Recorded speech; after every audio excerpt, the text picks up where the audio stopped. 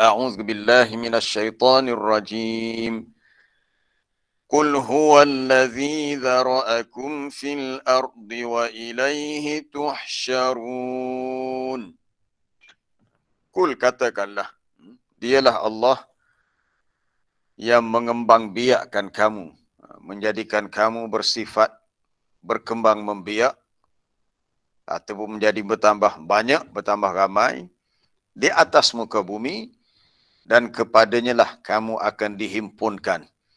Jadi ada dua perkara yang kita nak ambil dalam ayat ni, iaitu yang pertama, Allah Ta'ala menjadikan manusia sifatnya sama seperti binatang juga, itu boleh berkembang membiak, boleh berketurunan. Ini di antara tanda kekuasaan Allah yang jelas kita boleh lihat dalam kehidupan di alam dunia sebab paling dekat dengan diri kita. Yang kedua, kita kena sedar di mana sahaja kita berada di atas muka bumi, di timur, di barat, di utara, di selatan, sebab manusia ni sifatnya bergerak, dia tidak statik. Tapi sampai satu masa kita akan mati. Kita akan mati, kita akan meninggalkan dunia ini dan kita akan dihidupkan kembali selepas kematian. Jadi semalam kita dah baca dalam ayat 23 tentang manusia ni asalnya tiada. Asalnya kita tiada, maka Allah Ta'ala ciptakan manusia bermula dengan penciptaan Nabi Adam, yang bahan utama penciptaan Adam daripada tanah. Tanah bercampur dengan air.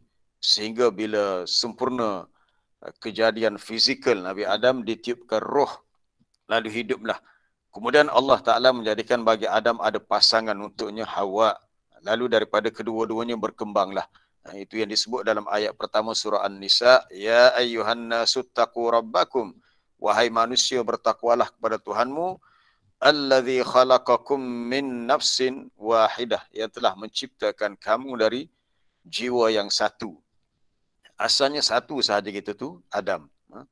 Wa khalaqa minha zawjaha, dan dia ciptakan daripada Adam itu untuk dia zawjaha, pasangannya.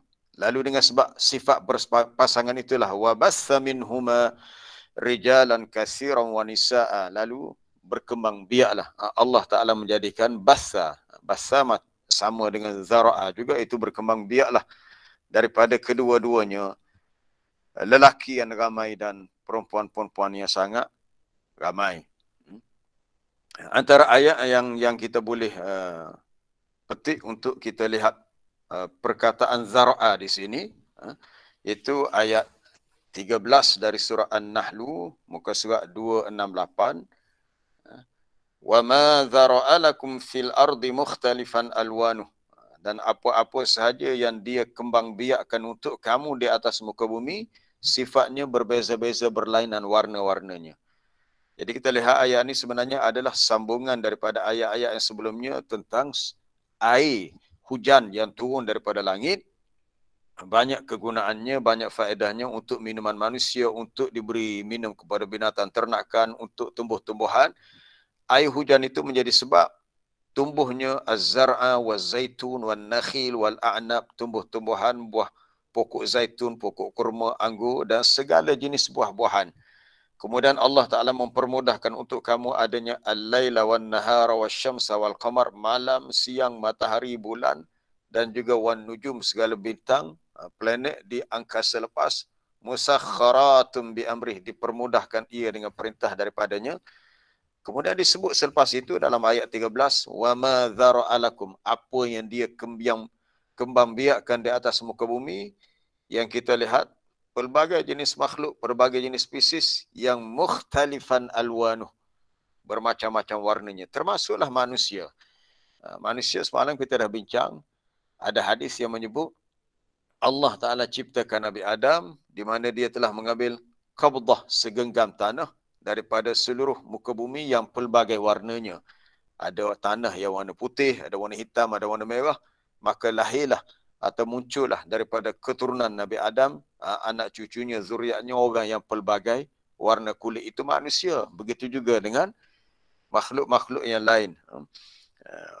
Contohnya kita boleh rujuk dalam ayat 29 dalam surah Fatir, berhubung dengan sifat berbeza warna, asalnya daripada air hujan, tumbuhlah pelbagai jenis buah-buahan, yang pelbagai warna. Begitu juga dengan bukit bukau dan sifat tanah.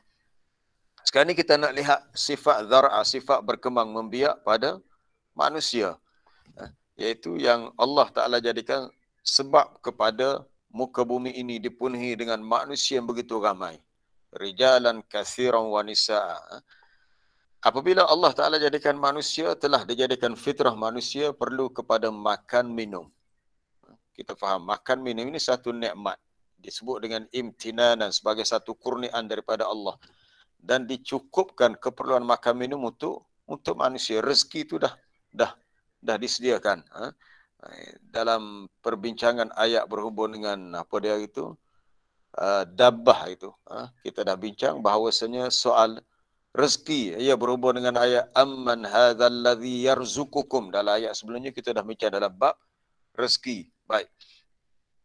Apabila Allah Ta'ala ciptakan manusia dan dijadikan sifatnya perlu kepada makan, minum, maka inilah yang menjadi sebab kepada manusia ni ada syahwat, ada keinginan kepada makan, minum, memiliki harta, keinginan untuk hidup berpasangan.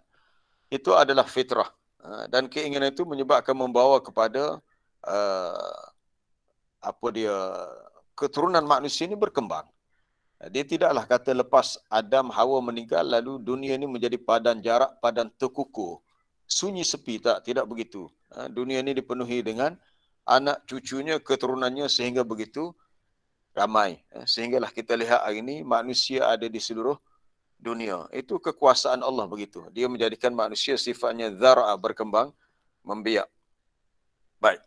Melalui hidup berpasangan, adanya lelaki, perempuan. Kalau binatang ada jantan, betina. Pokok pun sama juga. Ada pokok jantan, pokok betina. Bahkan makhluk lain pun kita lihat Allah Ta'ala ciptakan secara berpasangan. Ada langit, ada bumi. Ada air, ada api. Ada gelap, ada cerah.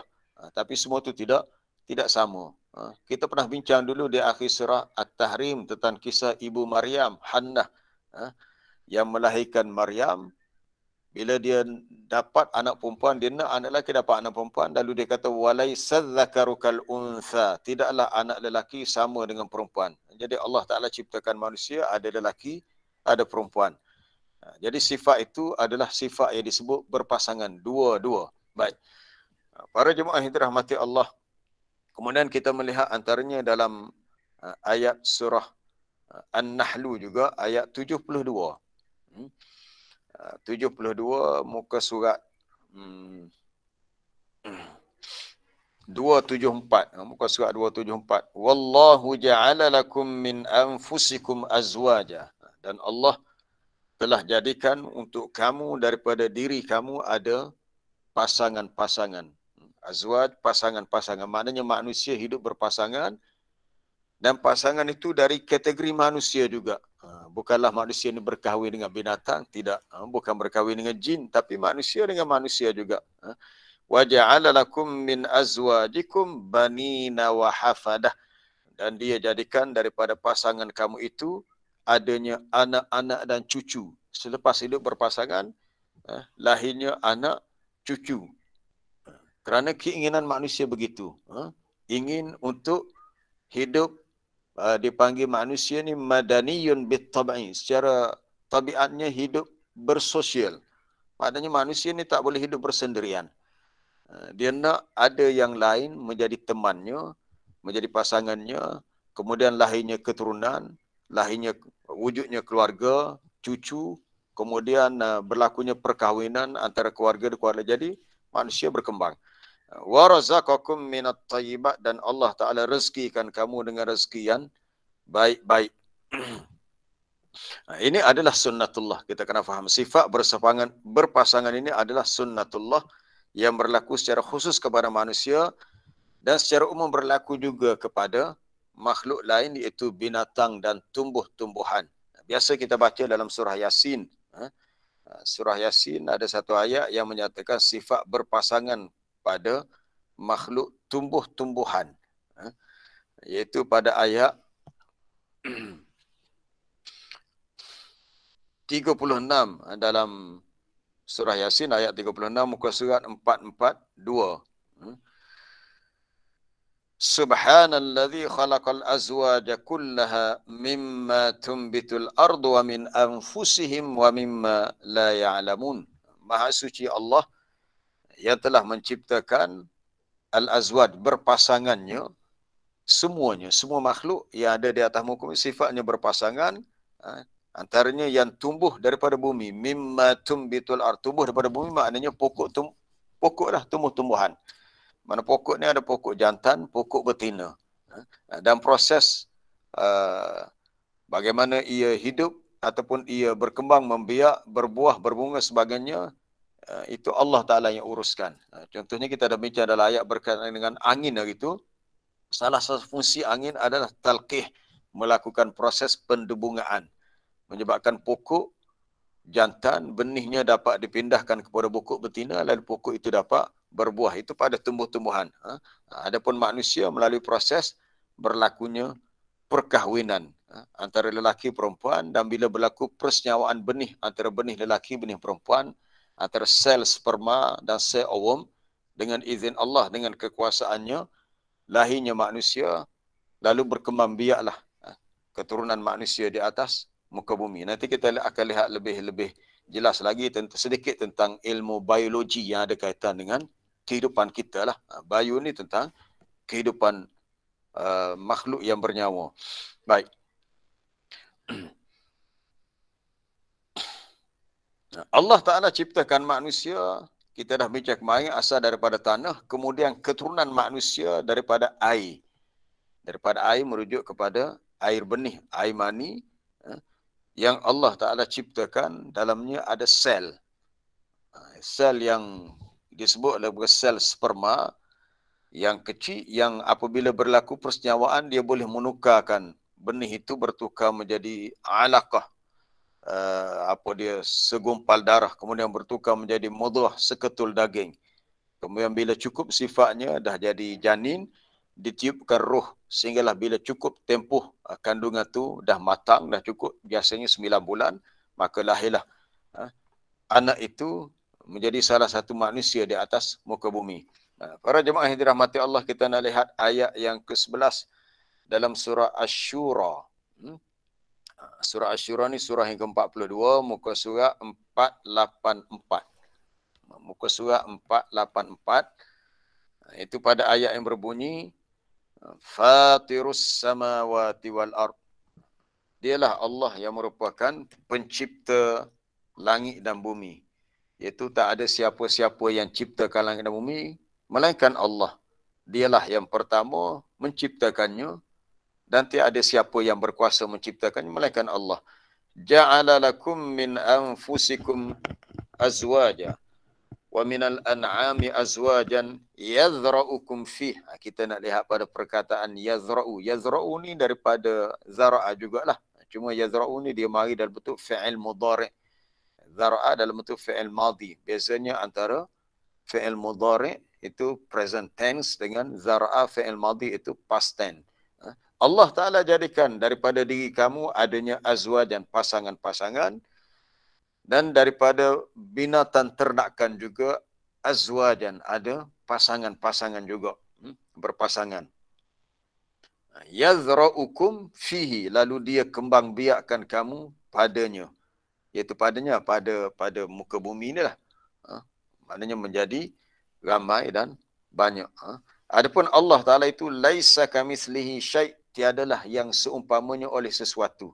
Ini Allah Ta'ala nak beritahu dalam ayat ni, walaupun sifat manusia dan binatang ni berkembang membiak, berpasangan, Allah Ta'ala tidak sama dengan makhluknya. Dia adalah wahid, ahad. Dia adalah Tuhan yang satu, yang tiada pasangan baginya. Dia bersifat lam yalid walam yulad walam yakul lahu kufuwan ahad.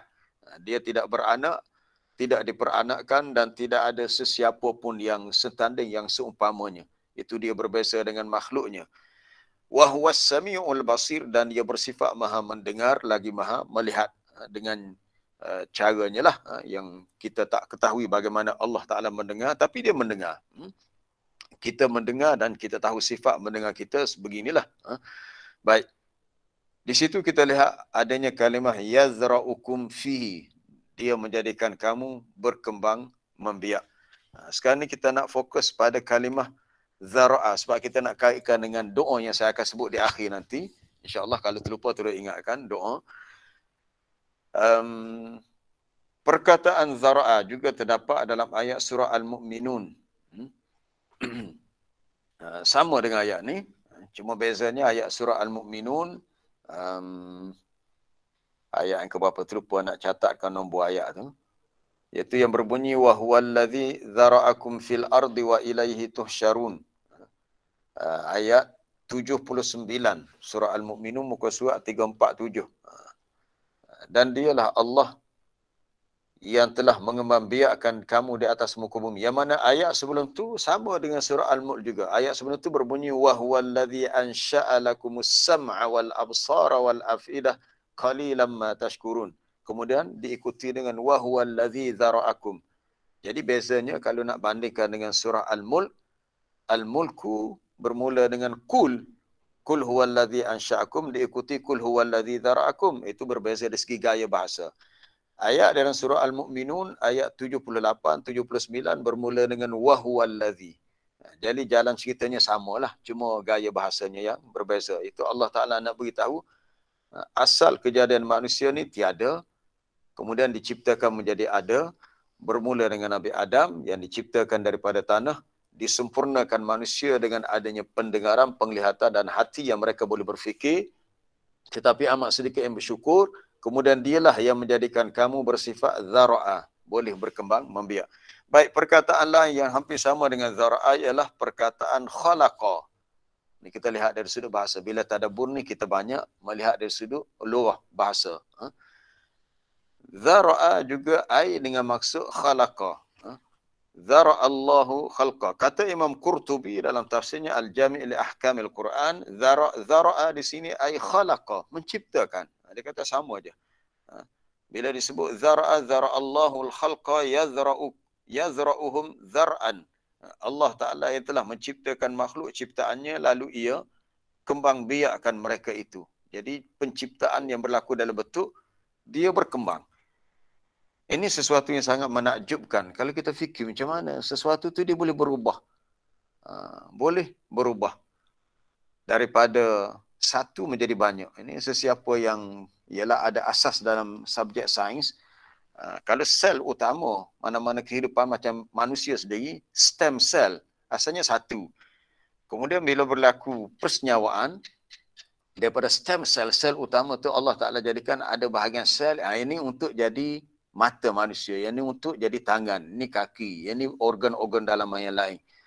Subhanallah, bila kita berfikir sangat takjub ciptaan Allah yang Allah Ta'ala ciptakan kita dengan sifat yang sebegini, asalnya daripada satu kemudian sel itu mengalami proses berpecah. Jadi dan menjadi pelbagai anggota yang lengkaplah manusia itu menjadi suatu khalqan akhar.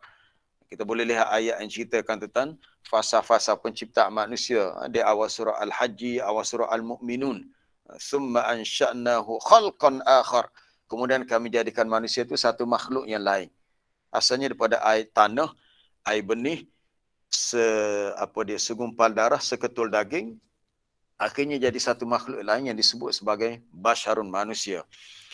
Kemudian kata Ar-Raghib Al-Asfahani dalam Mufradatul Quran, syarah kalimah-kalimah dalam Quran, dia kata az-zar'u, kalimah zara'a ni ialah izharullahu ta'ala ma abdahu. Itu Allah Ta'ala menzahirkan apa yang dia nak nyatakan dengan jelas. Iaitu Allah Ta'ala zahirkan kekuasaannya melalui sifat makhluk yang dia sentiasa hidup, menyebabkan spesies makhluk itu tidak pupus. Dia sentiasa ada sebab dia berkembang. Iaitu katanya disebut juga zara'ani aujada ashkhasahum. Allah Ta'ala mewujudkan ashkhas, iaitu setiap makhluk itu ada orangnya, ada bendanya yang hidup, ada pribadinya. Kemudian perkataan satu lagi yang dikaitkan dengan penciptaan adalah bara'a. Jadi ada tiga perkataan, zara'a, khalaqa, bara'a. Dan ketiga-tiga perkataan ini adalah doa yang Nabi ajar, doa minta berlindung daripada kejahatan makhluk yang sifatnya makhluk itu telah Allah Ta'ala ciptakan, telah Allah Ta'ala jadikan yang tak ada kejadian yang seumpamanya sebelumnya, dan yang telah Allah Ta'ala kembang biakkan makhluk itu di atas muka bumi. Baik. Kemudian kita nak lihat sedikit tentang kejadian manusia yang telah disebut tadi. Allah Ta'ala ciptakan keturunan manusia minal ma' daripada air, itu air yang bercampur antara benih lelaki dan perempuan, yang disebut nutfatin amsyaj, nutfah, air benih yang bercampur. Antaranya kita boleh rujuk dalam surah Al-Furqan ayat 54. Surah Al-Furqan dalam juzuk yang ke-19, muka surat 364. 364 ayat 54 yang berbunyi, وَهُوَ الَّذِي خَلَقَ مِنَ الْمَاءِ بَشَرًا فَجَعَلَهُ نَسَبًا وَصِهْرًا وَكَانَ رَبُّكَ قَدِيرًا. Dan dialah yang telah menciptakan ini manusia asalnya minal ma' daripada air. Maksudnya air benih itulah. Jadi air benih yang ada pada manusia, lelaki perempuan, bukan manusia yang buat. Allah Ta'ala yang ciptakan. Sebab ada orang-orang yang Allah Ta'ala tidak ciptakan untuknya, maka jadilah dia orang yang kita sebut mandul, yang tak dapat melahirkan anak. Ataupun mungkin benih tu ada tetapi tidak subur. Jadi Allah Ta'ala ciptakan daripada air itulah basyaran, manusia, maka dijadikan manusia itu sifatnya nasaban. Nasaban maknanya berketurunan. Wasihra, dan bersifat sihra, iaitu musaharah, hubungan persembandaan, hubungan dengan sebab perkahwinan. Jadi pertama hubungan manusia dengan manusia dengan sebab nasab, keturunan. Keturunannya mak ayah, ada anak, ada cucu, kemudian ada sepupu, pak saudara, mak saudara, datuk, nenek, itu nasab. Okey, itu nasab. Sama ada yang dekat atau yang jauh. Dan ada juga hubungan lain manusia dengan manusia dari sudut sihra, musaharah, persembandaan, iaitu hubungan kemanusiaan atas faktor perkahwinan. Dia bukan nasab. Iaitu kita lihat bila berlaku perkahwinan antara keluarga ni, antara besan, yang ni berbesan dengan itu. Yang tu jadi menantu dia. Yang ni kemudian yang ni pula jadi birasnya. Biras ipa menantu besan itu dipanggil hubungan sihra, sihrun. Sa, ha dan ra, sihr. Itu hubungan yang wujud kerana faktor perkahwinan.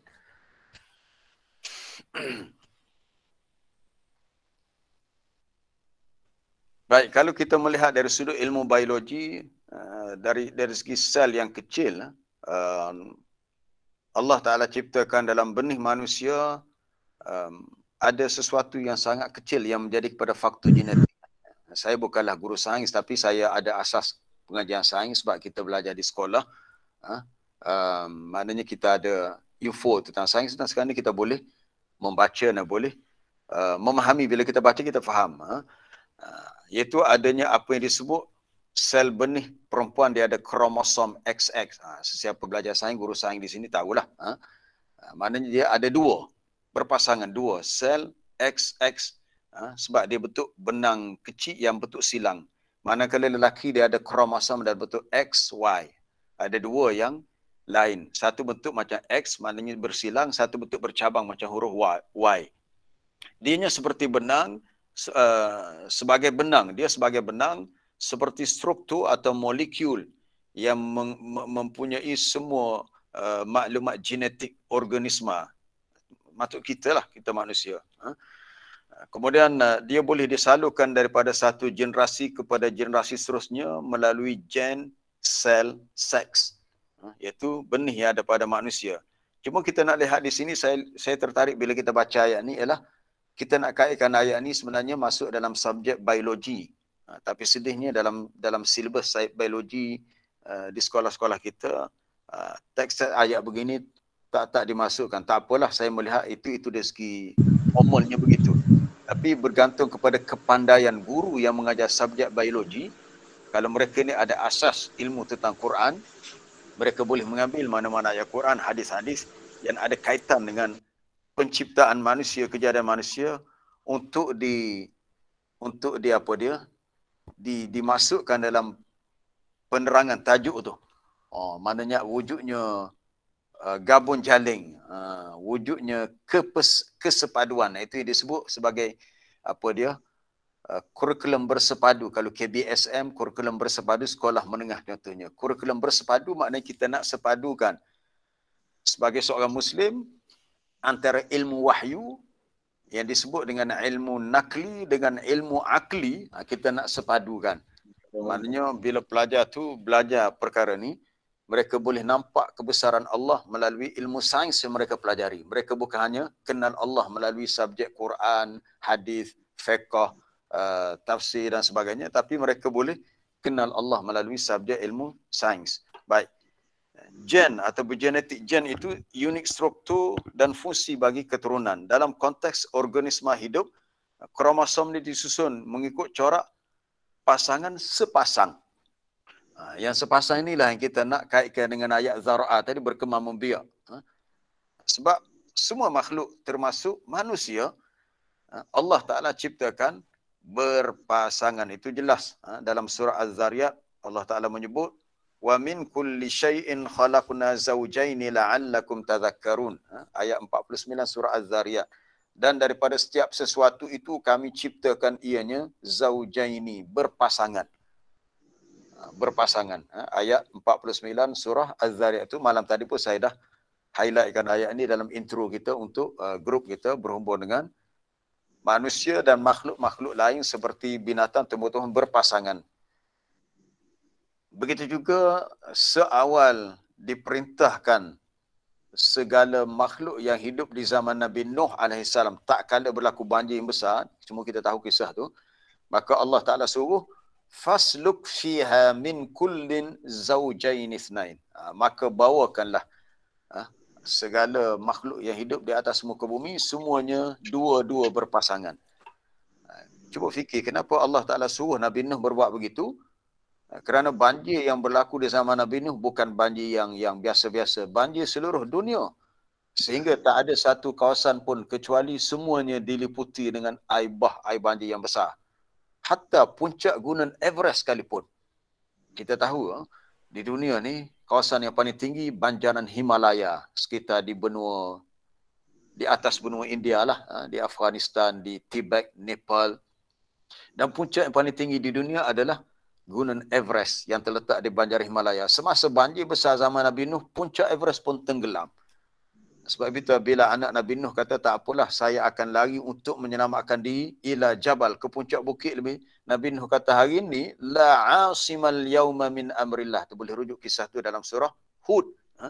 Pada hari ini tak ada siapa pun yang akan terselamat daripada perintah hukuman Allah ni.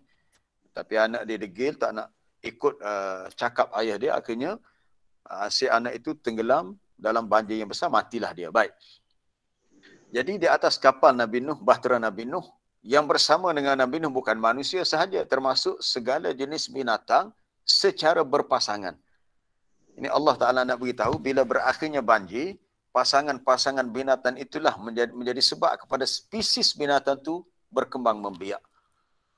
Berkembang dan membiak. Kemudian lahir pula dia punya nauk, pecahan-pecahan dia. Kita lihat contohnya, burung sahaja tu, kemudian burung macam-macam jenis burung. Kucing sahaja macam-macam jenis kucing. Ayam macam-macam jenis ayam. Ayam Malaysia, ayam Belanda, lembu macam-macam jenis lembu. Tapi asalnya dua sahaja, itu jantan betina secara berpasangan. Allah Ta'ala ceritakan berpasangan. Baik, kembali kepada cerita manusia tadi.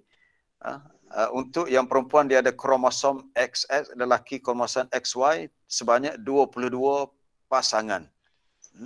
Kemudian ada tambahan menjadikan jumlahnya 46. Jadi kita belajar sains sikit hari ini. Baik.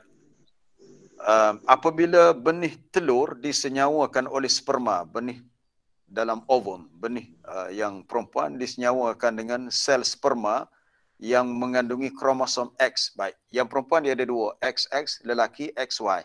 Jadi kalau bahagian X pada lelaki bercantum dengan X bagi perempuan, maka lahirlah anak perempuan. Itu teori sains, okey? Teori sains. Nanti kita nak tengok dari sudut ilmu wahyunya macam mana. Kemudian, kalaulah benih yang lelaki Y bergabung dengan yang bahagian perempuan pada bahagian X tadi dalam kromosom itu, XY, maka jadilah anak itu anak lelaki. Jadi yang perempuan dia mempunyai pasangan yang sama, XX yang sama disebut homogenetik. Homo maknanya sama. Lelaki dia ada dua kromosom XY disebut heterogenetik. Hetero maknanya yang berlainan. Sekarang ni kita nak tengok hadis Nabi, iaitu fakta saintifik. Okey. Kita nak gabung dua-dua, ilmu nakli, ilmu akli. Dalam perbahasan ini, para ulama mengatakan adanya malaikat-malaikat yang Allah Ta'ala tugaskan ketika berlaku persenyawaan benih lelaki perempuan dalam rahim. Antaranya adalah hadis riwayat Bukhari dan Muslim daripada Abdullah bin Mas'ud. Kata Abdullah bin Mas'ud, haddathana Rasulullah sallallahu alaihi wasallam wa huwa as-sadiqul masduq. Rasulullah sallallahu alaihi wasallam telah menceritakan kepada kami dan baginda ni seorang yang benar lagi dibenarkan, seorang yang bercakap benar lagi dipercayai kata-katanya. Itu katanya Nabi beritahu anna ahadakum yujma'u khalquhu fi batni ummihi 40 yawman nutfah. Bahawasanya seseorang di antara kamu dihimpunkan kejadiannya seawal dalam perut ibunya selama 40 hari dalam bentuk nutfah. Dalam setengah riwayat tak disebut yauman, semua disebut arba'ina, 40.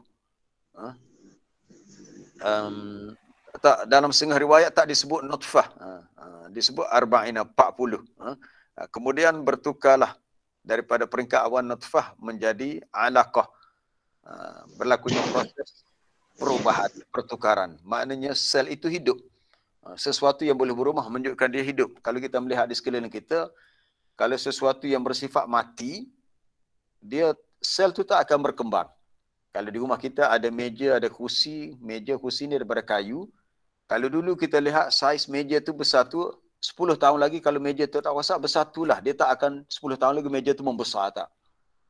Sebab sel-sel kayu dalam meja tu dia dah bersifat mati. Sebab dia diambil pada pokok yang telah ditebang, jadi dia dah mati. Tapi dia menjadi faedah untuk kegunaan manusia. Sama juga dengan rumah kita. Rumah kita ni sesuatu yang jamik, yang mati. Kita tunggu 5 tahun lagi rumah kita bersatu, dia tak akan membesar sendiri tak. Tapi manusia, tumbuh-tumbuhan, haiwan, dia mengalami proses sel tu berkembang, menyebabkan dia membesar ataupun dia membiak. Membesar dan membiak. Kita lihat contohnya benih pokok. Subhanallah. Kita sebenarnya nak fokus pada manusia, tapi tajuk ni sebenarnya membawa kita untuk kita melihat juga kehidupan yang lain. Alam tumbuh-tumbuhan. Cuba kita fikir macam mana benih biji lada, cili, butir lada tu kecil ya, habbah kecil. Bila kita semai, macam mana benih butir lada hok kecil nipis tu boleh bertunas keluar. Orang Kelantan kata tubik cetih. Tubik cetih keluar kecil. Dia punya tunas dia tu. Kemudian keluar dia punya batang dia, kemudian keluar daun dia. Akhirnya membesar-membesar, akhirnya jadi pokok lada. Begitu juga dengan butiran pokok durian lah, kita ambil contoh. Sekarang musim durian, musim rambutan. Para jemaah boleh rujuk ayat dalam surah Al-An'am tentang persoalan ini. Dalam juzuk yang ke-8. Inna allaha falikul habbi wan nawa. Akhir juzuk ke-7. Muka surat 140 ayat 95. Inna allaha falikul habbi wan nawa. Sesungguhnya Allah dialah yang menumbuhkan biji-bijian dan butir-butiran. Biji-bijian macam biji pokok padi, biji pokok lada, biji sawi, biji apa lagi, pokok gandum, dia bentuk habbah. Habbah ni bijian. Allah Ta'ala dengan kuasanya lah menjadikan biji itu boleh hidup dan berkembang. Mana boleh sesuatu yang kita lihat mati tetapi sebenarnya dia hidup. Itu yang Allah Ta'ala sebut yukhrijul hayya minal mayyit. Dia mengeluarkan benda yang hidup daripada benda yang asalnya mati. butir buah rambutan, buah apa tadi, durian. Kita lihat benda tu mati, tapi bila kita semai dia, letak atas tanah, dia mendapat air, mendapat udara, akhirnya benih apa tadi, biji butir buah apa rambutan durian tadi, akhirnya dia bertunas, keluarlah pokok. Manusia hanya menanam, tapi kuasa yang menumbuhkan pokok daripada bijian tadi Allah. Dialah Allah falikul habbi wan nawa. An-nawa ni bijian yang besar. Kalau habba tadi bijian yang kecil, butiran yang kecil. Nawa ni contohnya biji buah durian lah, besar. Kalau habba tadi yang lebih kecil, macam pokok padi ataupun biji lada. Allah Ta'ala suruh kita berfikir bagaimana yukhrijul hayya minal mayyit wa mukhrijul mayyit minal hayy. Dialah yang boleh mengeluarkan benda yang hidup datang daripada benda yang mati, dan benda yang daripada benda yang mengeluarkan benda yang mati daripada benda yang hidup. Contohnya ulama kata macam biji telur ayam. Ayam, ibu ayam tu benda hidup, tapi daripada ayam itu dia bertelur, keluarnya telur. Telur tu mati. Telur tu mati. Kalau kita pergi ke kedai beli telur ayam, kita tengok banyak. Dia macam tu ya. Tapi apabila dia mengalami proses diberi haba yang panas, berlaku tindak balas, akhirnya apa dia, telur, bahagian dalam telur tu akhirnya bertukar jadi seekor anak ayam. Kita pun fikir macam mana boleh keluar anak ayam dan telur. Itu bukan kekuasaan kita untuk buat begitu. Itu kuasa Allah. Kalau kita balik buat sendiri memang tak jadilah. Kita nak cipta satu makhluk, kita campur air itu tak jadilah. Sebab kita tak ada kekuasaan begitu. Itu adalah kuasa Allah secara mutlak. Baik, para jemaah yang dirahmati Allah, kita nak habiskan hadis Ibn Mas'ud tadi, bila Nabi sebut daripada nutfah 40 hari, kemudian menjadi alaqah, segumpal darah, kemudian menjadi mudghah, kemudian yursalu ilaihil malak. Nabi kata diutuskan kepadanya malaikat. Diutuskan malaikat kepada si anak yang akan lahir daripada hasil persenyawaan benih tadi dengan izin Allah. Kalau Allah Ta'ala tak izinkan, ada setengah orang bila dibuat pemeriksaan, okey, dia bukan mandul, dia ada benih dan subur, tapi tak serasi antara benih sperma lelaki dengan ovum yang perempuan, tak serasi, menyebabkan mereka tak dapat cahaya mata. Bukannya mereka mandul.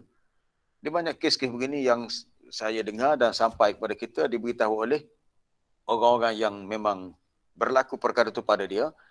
Kemudian katanya pasangan itu sedia untuk berpisah sebab mereka tak dapat cahaya mata. Bila yang perempuan itu, bekas isteri itu kahwin dengan lelaki lain, dapat anak pula. Yang bila bekas suami dia kahwin dengan wanita lain, dapat anak pula. Itu kekuasaan Allah. Walaupun ada benih, jika Allah Ta'ala tak izinkan, mungkin atas faktor tak ada keserasian antara benih, maka tak lahirlah manusia. Kemudian malaikat diutuskan, lalu fayanfukhu fihi ruh, lalu dia tiupkan roh. Wa yu'maru bi arba'i kalimat, lalu diperintah dengan 4 kalimah, 4 perkara yang perlu ditulis. Yaktubu, lalu malaikat itu pun tulis rizqahu wa ajalahu wa amalahu syakiyun aw sa'idun. Rezekinya, rezeki si anak yang akan lahir itu, berapa banyak rezekinya, berapa tempoh kehidupannya di dunia, apakah amalannya, adakah dia golongan yang celaka atau bahagia. Kemudian ada hadis lain, riwayat Ibn Abi Hatim, dikemukakan oleh At-Tabari dalam tafsirnya, malaikat yang ditugaskan untuk mengawal perkembangan benih itu daripada nutfah jadi alaqah, alaqah jadi mudghah. Betul lah, dalam subjek biologi tak ada pun hadis ni. Itu yang saya sebut malam tadi. Kalau kita tengok dalam teks-teks buku biologi yang ada di negara kita lah. Sebab saya zaman sekolah, walaupun saya tak belajar aliran sains, saya ramai punya kawan-kawan yang belajar aliran sains tulen. Dan kita memang meminatinya. Dan kita meluaskan pembacaan, khususnya kita nak gabung jalinkan antara ilmu wahyu, ilmu nakli dengan ilmu akli. Dalam riwayat lain, malaikat berkata, Ya Rab, wahai Tuhan, mukhallaqah ay ghair mukhallaqah. Adakah si anak ni menjadi satu makhluk yang akan diciptakan atau tak diciptakan? Maksudnya, adakah proses itu berjaya untuk persenyawaan? Sel sperma yang kecil itu adakah berjaya untuk disenyawakan? Sesiapa yang belajar sains dia tahu bila berlaku persenyawaan maka aum itu tertutup dan sel sperma yang lain tak akan dapat masuk dah.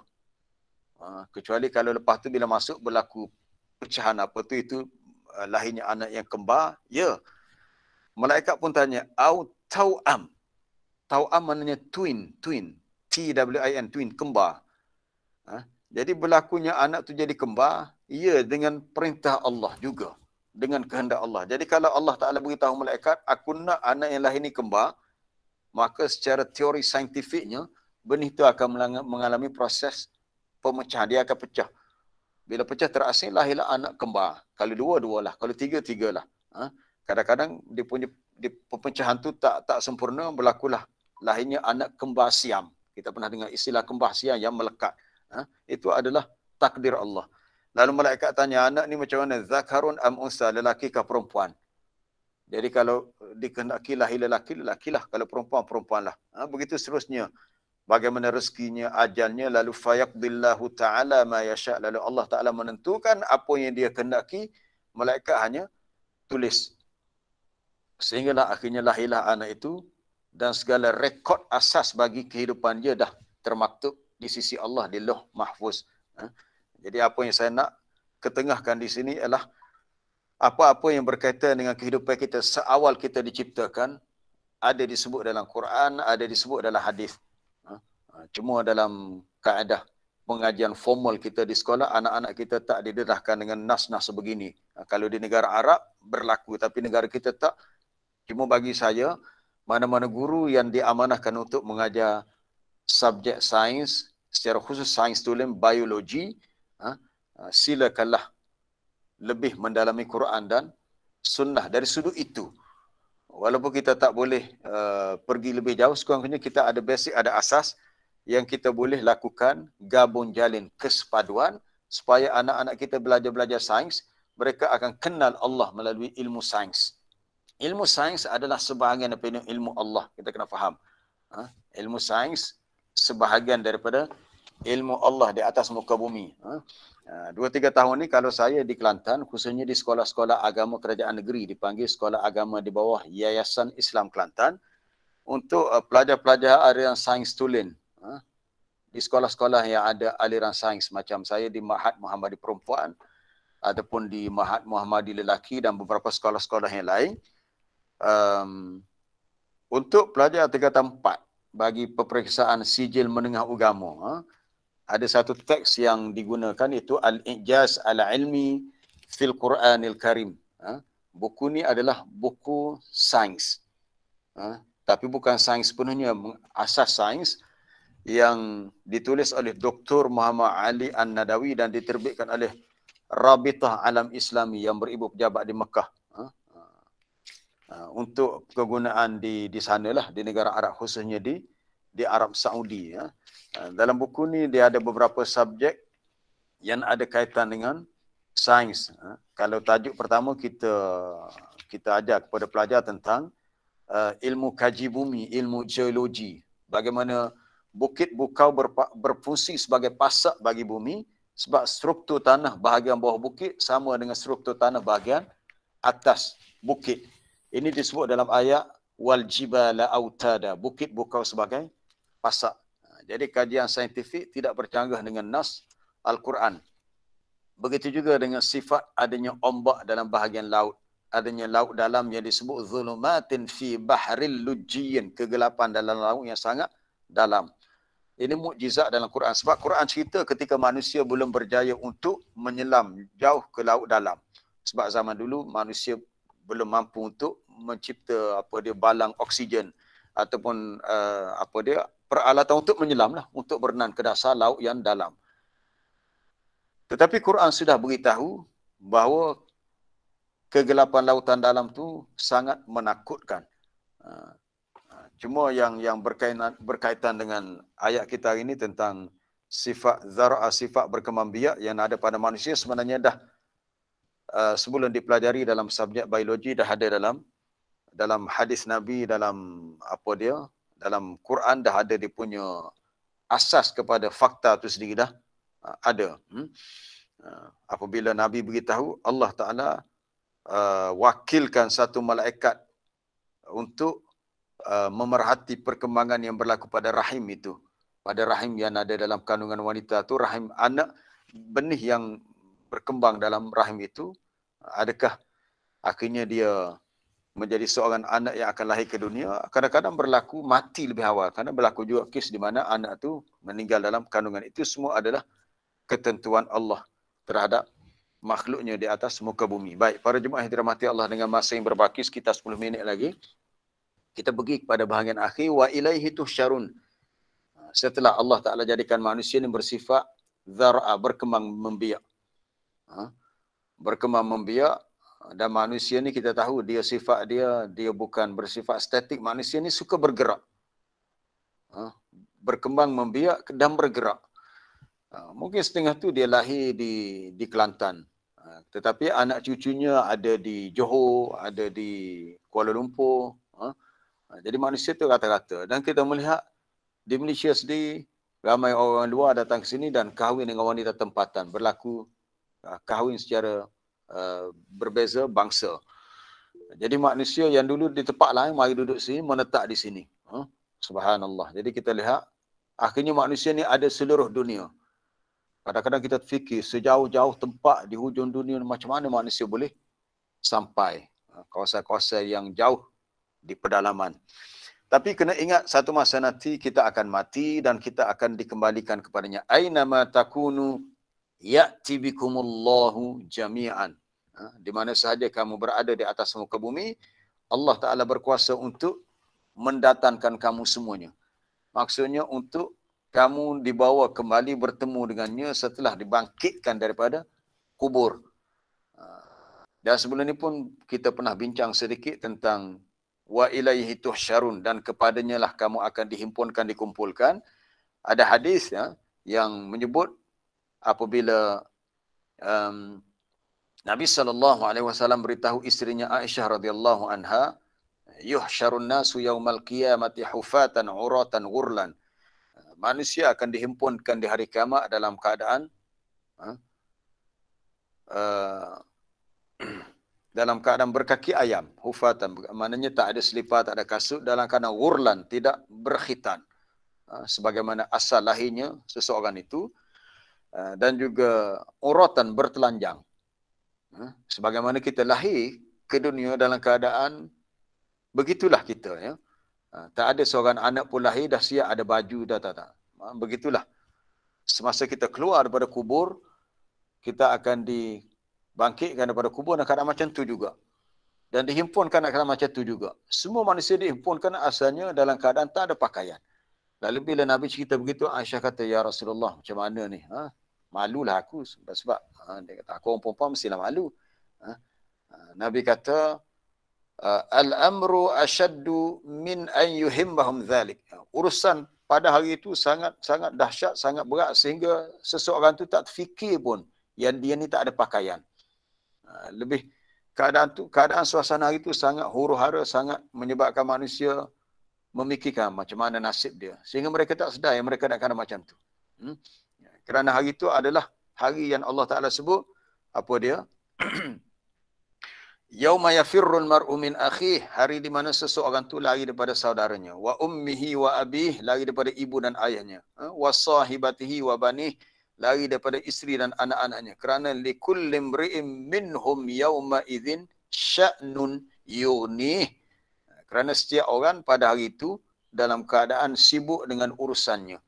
Tak terfikir dah mana mak ayah, mana anak dia, mana adik-beradik dia, mana kawan dia. Bahkan tak sedar diri itu dalam keadaan tak berpakaian.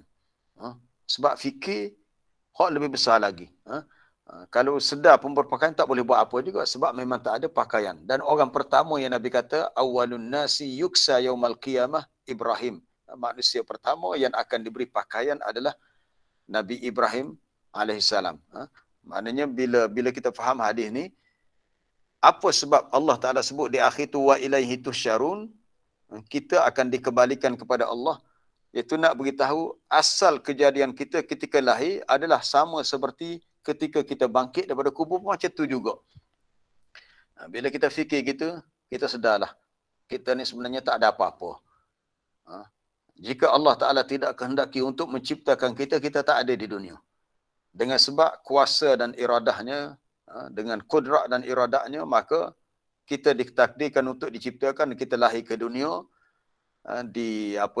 dimasukkan roh dalam jasad kita, kemudian diberi kepada kita pelbagai nikmat. Begitu kita dah bincang dah kemarin dan 2 hari lepas tentang pelbagai nikmat. Allah Ta'ala berikan nikmat makanan, nikmat pakaian, kita diberikan nikmat kesihatan.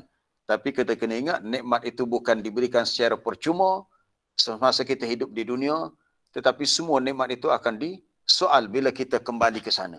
Bila kita kembali ke sana, sebagaimana asal kita lahir, kama bada'na awwal khalqin nu'iduh, sebagaimana kami memulakan kejadian, maka begitulah kami kembalikan, ianya hidup kembali. Tapi perkara yang paling penting, kita akan diberi balasan atas apa yang telah kita lakukan di dunia. In khairan fa khairan wa in syarran fa syarrun. Kalau yang manusia lakukan itu baik, maka baiklah balasannya. Jika yang dia lakukan adalah perkara yang buruk dan jahat, maka dia akan terima balasan seperti itulah. Dan janganlah kita lalai dengan pelbagai nikmat yang Allah Ta'ala berikan, sehingga kita lupa bahawa setiap satu nikmat, walau sekecil mana sekalipun, kita akan disoal. Kita akan disoal. Satu hari Abdullah Asy-Syikhir, seorang sahabat, mendengar Nabi berkata, Nabi beritahu, Nabi membacakan ayat, Alhaakumut takasur. Manusia ni berbangga-bangga dengan banyak apa dia? Banyak anak, banyak harta, banyak apa yang dia miliki. Hatta zurtumul maqabir. Sehinggalah dia menziarahi kubur. Maksud ziarah kubur, dia mati dan dia masuk dalam kubur.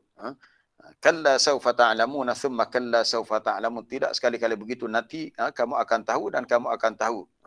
Kalla law ta'lamuna ilmal yaqin. Ya, kamu akan tahu dengan ilmu yang meyakinkan. Tahu yang memberikan keyakinan. La tarawunnal jahim, kamu pasti akan melihat neraka yang menyala-nyala apinya.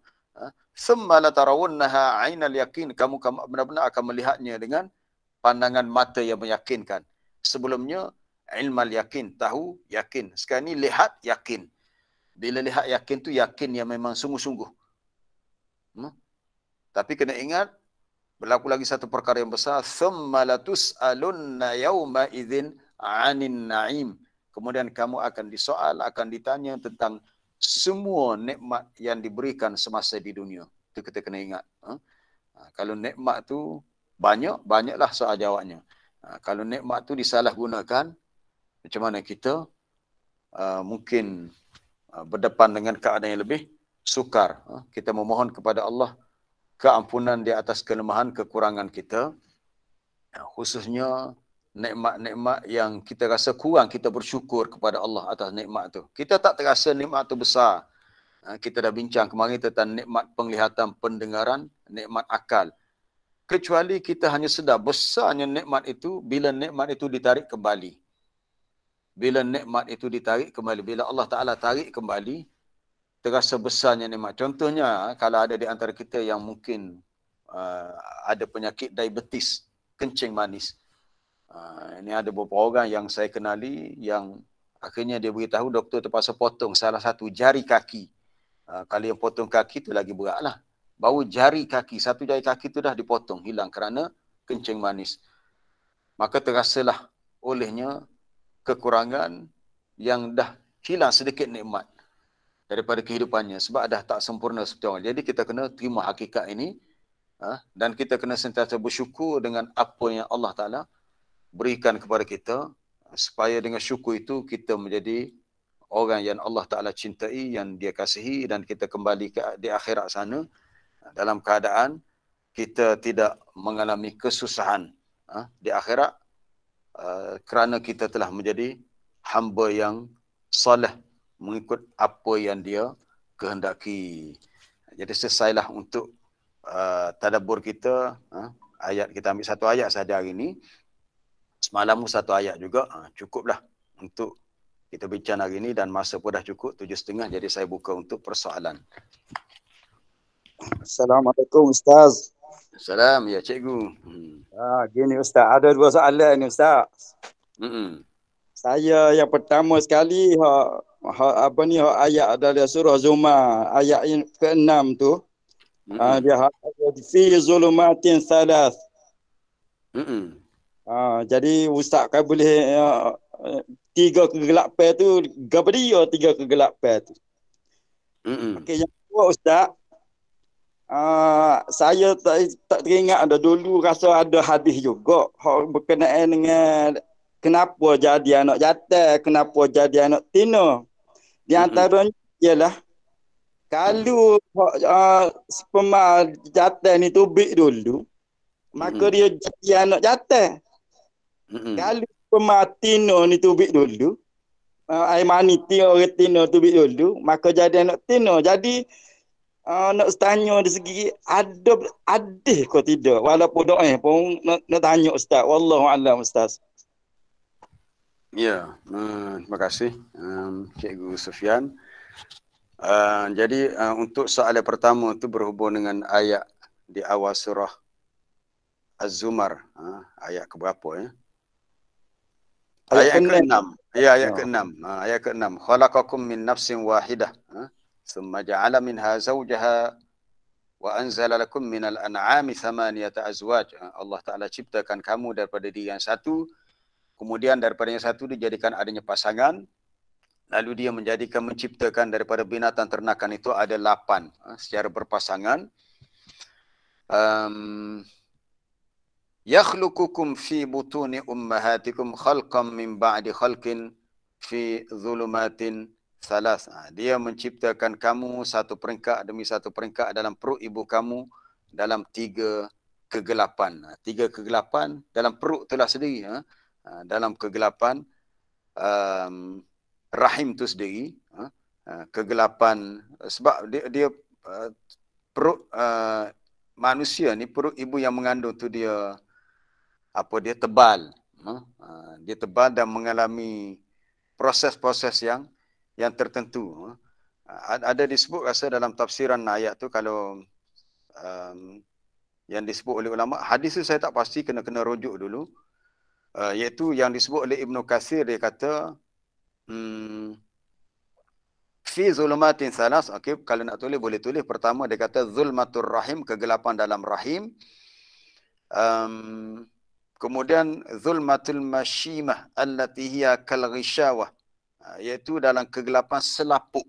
Pertama dalam rahim, kemudian dalam rahim tu ada selaput, lapisan yang kedua gelap juga.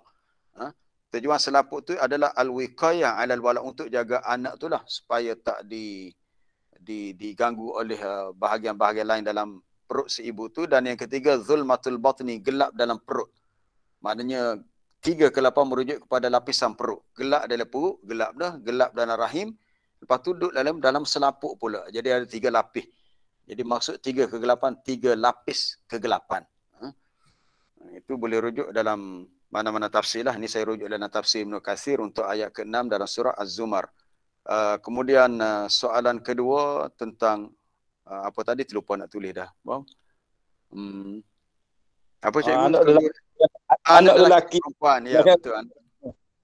Anak lelaki dan perempuan. Ada hadis. Betul, ada hadis. Datang seorang Yahudi, dia pernah tanya, dia kata, kalau kamu betul-betul seorang Nabi yang Muhammad, bagaimana lahirnya anak itu lelaki perempuan? Dia sebenarnya hadis yang sahih. Yahudi itu datang, kemudian dia jumpa dengan Abdullah bin Salam. Abdullah bin Salam pun Yahudi juga, kemudian dia masuk Islam. Lalu Nabi ceritalah, Yahudi itu kata, soalan ni hanya dapat dijawab oleh orang yang berstatus Nabi. Kalau kamu bukan Nabi, kamu tak akan dapat jawab. Nabi pun jawab, Nabi kata, sekiranya yang benih lelaki itu mendahului benih perempuan, maka lahirlah anak lelaki. Jika yang mendahului, maksud mendahului yang perempuan itu keluar dulu, maknanya kalau dalam istilah dipanggil istilah mencapai kemuncak seks, ketika berlaku hubungan intim suami isteri, maka yang lahir itu anak perempuan. Lalu Yahudi itu kata, benarlah engkau. Apa yang kamu sebut benarlah. Sebab apa yang dibaca dalam kitab Taurat pun begitu juga. Cuma dari segi kajian saintifik, dia mengatakan bila tadilah macam disebut tadi, bila kromosom yang X dalam bahagian pasangan kromosom perempuan itu keluar dan bergabung dengan yang X pada lelaki, maka jadi anak perempuan. Kalau yang X pada perempuan itu dua-dua X bertemu dengan yang kromosom yang Y pada lelaki, XY, maka akan jadi anak lelaki. Itu yang teori saintifik itu yang manusia kaji secara zahirnya. Ataupun yang Nabi sebut ini secara yang gaibnya, ilmu gaib. Jadi apa yang Nabi sebut itu, itulah yang lebih tepat.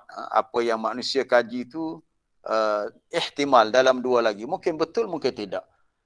Katakanlah, Allah Ta'ala boleh ubah. Allah Ta'ala boleh ubah. Katakanlah bila berlaku, saya pun tak berani nak komen jauh sebab ini ada kaitan dengan ilmu perubatan. Mungkin doktor lebih tahulah.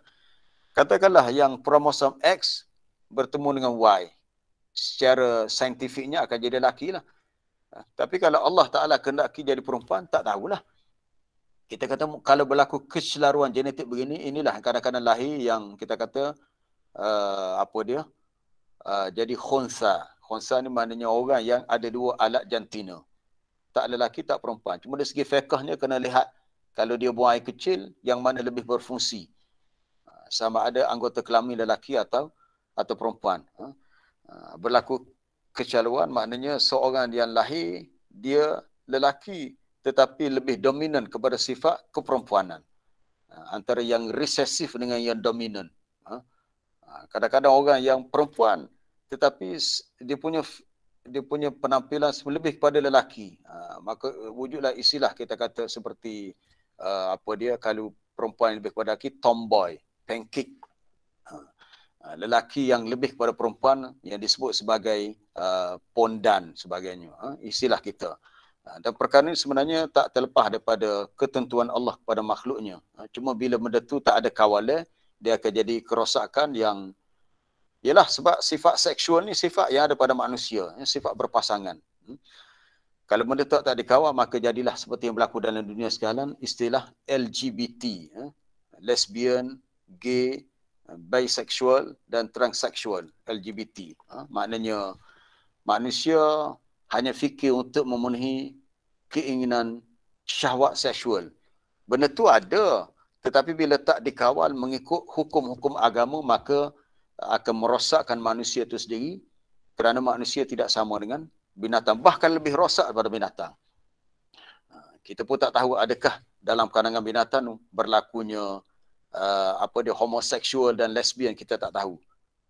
Itu kena tengok kajian pengkaji biologi lah kehidupan. Itu yang saya boleh respon untuk soalan cikgu tadi. Silakan kalau ada soalan lain sebelum kita berhenti.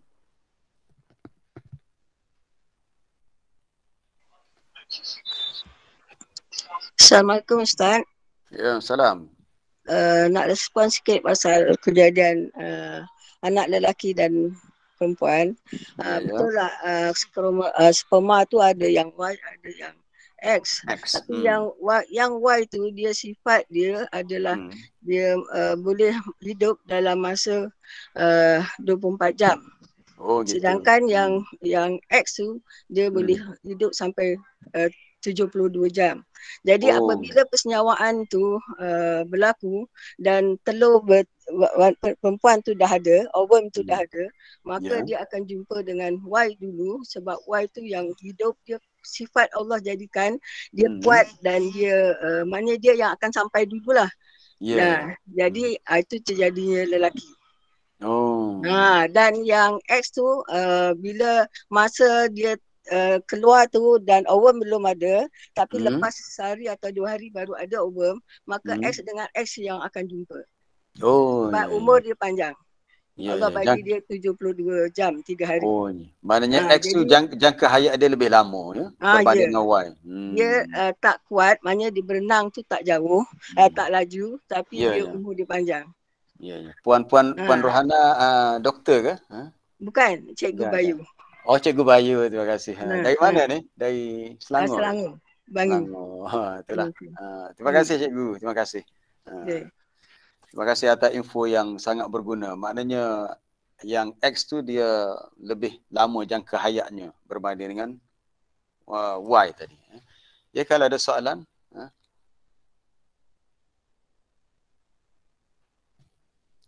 Tak ada soalan. Soalan bertulis. Assalamualaikum.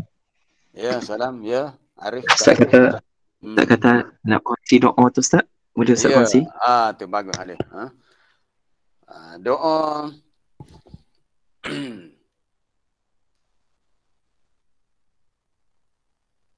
daripada Abdul Rahman bin Khambash radhiyallahu anhu, anna Rasulullah sallallahu alaihi wasallam qala atani Jibril.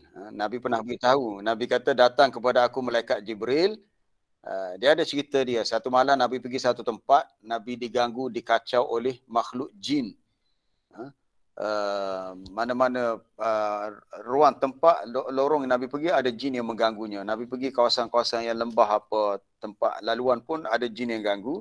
Lalu datang Jibril beritahu, ya Rasulullah, dia kata, ya Muhammad, kul katakanlah. Nabi kata, ma aqulu, aku nak kata apa? Bacalah doa ni. Jibril yang ajar kepada Nabi doa ni. A'udzu bikalimatillahi tammat allati la yujawizuhunna barrun wala fajir min syarri ma khalaqa wa dhara'a wa bara'a.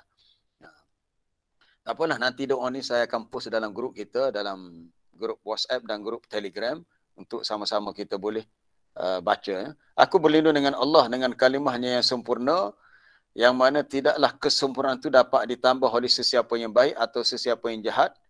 Berlindung dengan kalimah-kalimah Allah yang sempurna daripada kejahatan segala makhluk yang dia ciptakan, yang dia kembang biakkan, yang dia jadikan daripada awal kejadian. Berlindung daripada apa? Daripada segala kejahatan makhluk yang dia ciptakan, makhluk yang dia kembang biakkan. Min syarri ma khalaqa wa dhara'a. Sebab kita bincang hari ini tentang perkataan dhara'a. Berdasarkan hadis ini kita faham bahawa segala makhluk yang hidup di atas muka bumi memang ada sifat syarrun, sifat kejahatan. Ada sifat kejahatan. Jadi kita berlindung dengan Allah daripada segala yang jahat ataupun yang buruk, ataupun min syarri ma yanzilu minas sama, daripada kejahatan yang turun daripada langit, ataupun kejahatan yang naik kepadanya, wa min syarri ma dhara'a fil ardi, dan apa yang berkembang membiak di atas muka bumi. Contohnya binatang-binatang yang berbisa, yang buas. Mungkin kita tebas-tebas semak, buan rumput, tiba-tiba ternampak ada telur ular kata contohnya. Dia pun membiak. Jadi kita berlindung dengan Allah kepada kejahatan makhluk sebab dia binatang yang bahaya, berbisa, begitu juga kala jengking dan sebagainya. Dan juga berlindung daripada kejahatan berlakunya fitnah, fitanil laili wan nahar. Kejahatan segala fitnah di waktu malam dan siang. Wa min syarri kulli tariqin yatruku illa tariqan yatruku bi khairin. Segala kejahatan yang muncul, yang datang, kecuali yang datang itu datang dengan baik, ya Rahman. Hadis ini hadis yang sahih.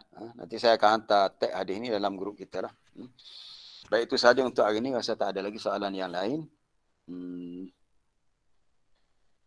Soalan bertulis tak pasti.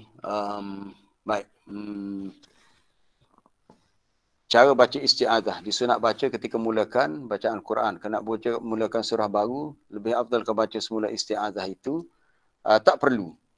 Dia kaedah baca isti'adzah sama ada kalau kita nak memulakan bacaan di awal surah, kita baca isti'adzah dan basmalah.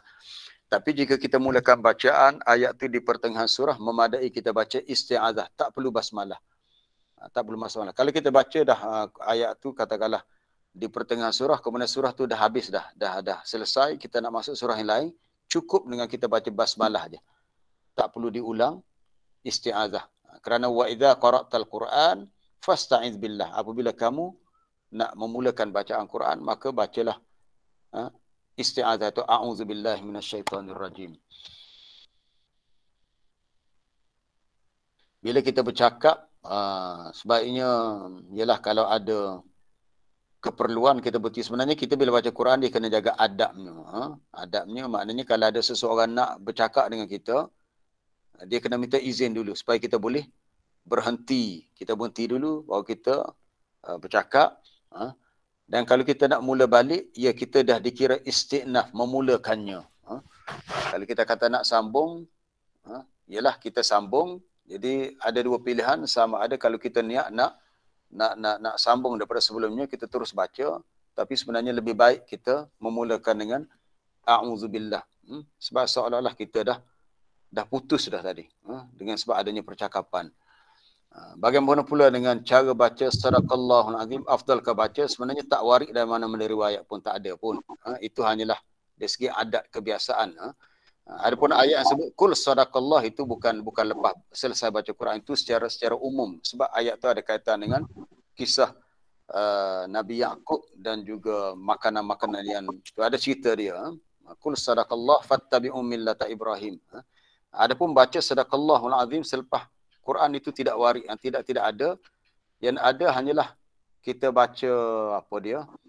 Allah lupa dah. Subhanakallahumma bihamdika asyhadu an la ilaha illa anta, aku tak silap. Ada bacaan. Tapi kalau tak baca apa-apa pun tak jadi masalah sebagai tanda penamak bagi pembacaan kita tadi. Okey, doa tadi dah dapat. Satu yang nak tanya.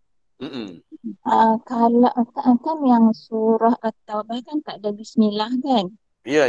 Kalau kita baca ayat yang di tengah-tengah dia macam kita baca macam kita lepas ngaji kan baca separuh, lepas tu biasanya nak baca sambung lagi. Kalau baca macam tu ada boleh tak baca bismillah? Sebenarnya baca di tengah tu tak perlu bismillah. Baca di tengah tu tak perlu bismillah. Cukup dengan a'udzubillah. Sebab kaedah baca, kita baca basmalah sebenarnya di awal surah. Sebab basmalah itu ditulis di awal surah.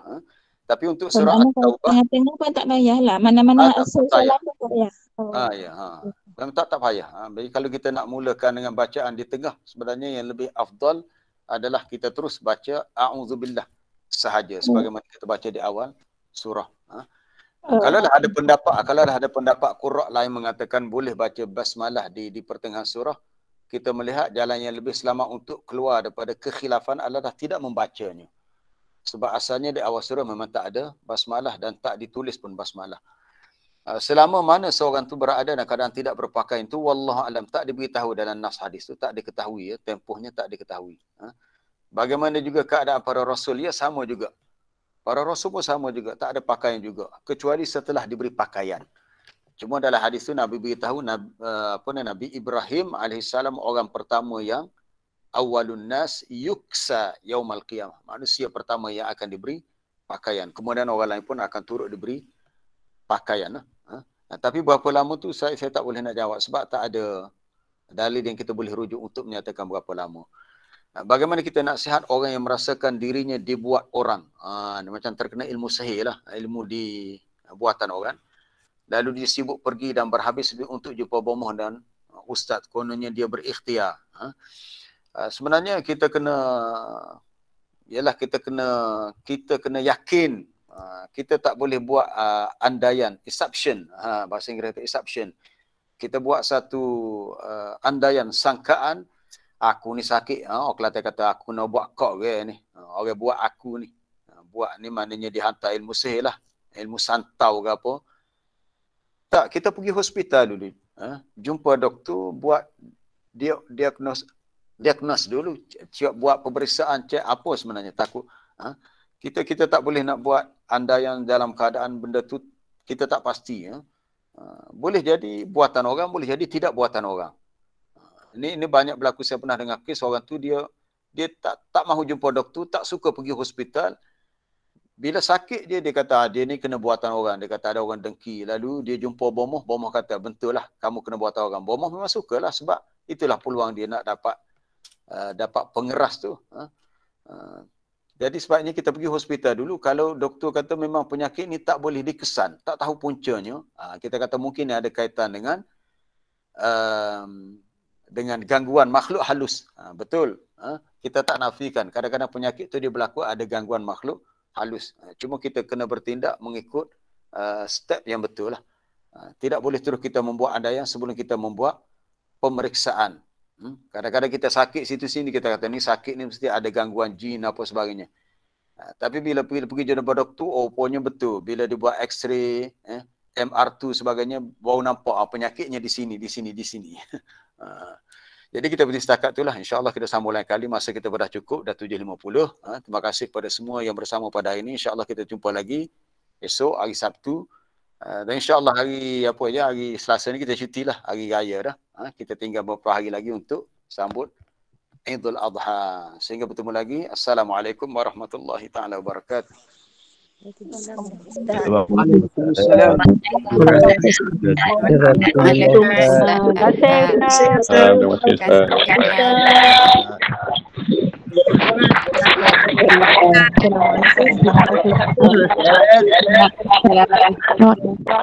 Terima kasih. Jazakallah khairan katsira. Assalamualaikum. Jazakallah.